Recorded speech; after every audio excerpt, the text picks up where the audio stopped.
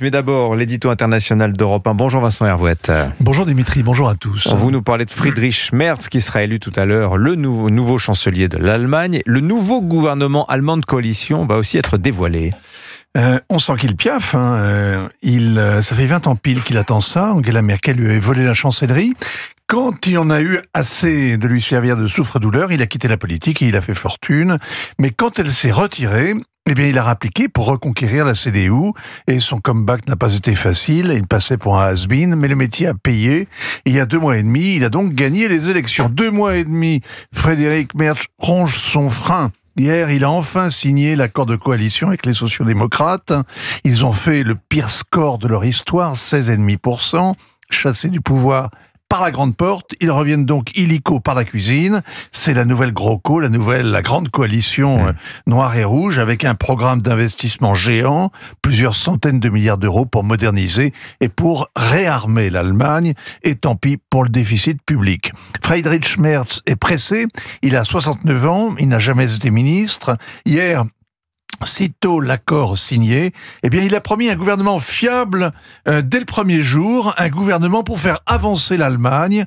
Avec ce slogan de vendeur d'automobiles, on aurait cru qu'il repartait en campagne. Et comme Donald Trump, il compte gouverner pied au plancher et il klaxonne, l'Allemagne est de retour. Bon, il a l'ambition, Friedrich Merz, de rendre à l'Allemagne sa place dans le monde. En commençant par la première place en Europe, il veut réinvestir Bruxelles. Il est fait pour s'entendre avec Ursula von der Leyen, même si elle a été le chouchou de Merkel. L'accord qu'elle a conclu sur le Mercosur va dévaster l'agriculture française, mais profitera à Mercedes et à la chimie allemande. Ils sont d'accord aussi pour éviter à tout prix une guerre commerciale avec les Américains, premier partenaire de l'Allemagne, comme avec la Chine. C'est un atlantiste convaincu que les 100 premiers jours de Donald Trump ont complètement dégrisé. Un chancelier sera dès demain. Le chancelier sera dès demain à l'Élysée, évidemment. Il était venu au lendemain de sa victoire en février. Il n'aura aucun mal à faire oublier Olaf Scholz.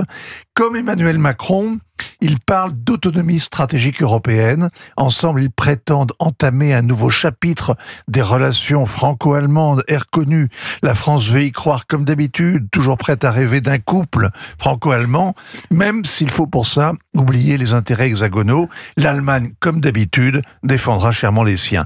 En regardant la scène, la presse britannique, que l'on sait perfide, s'est moquée des 2 hommes malades de l'Europe qui comptent la redresser, des 2 banquiers à la tête de pays ruinés.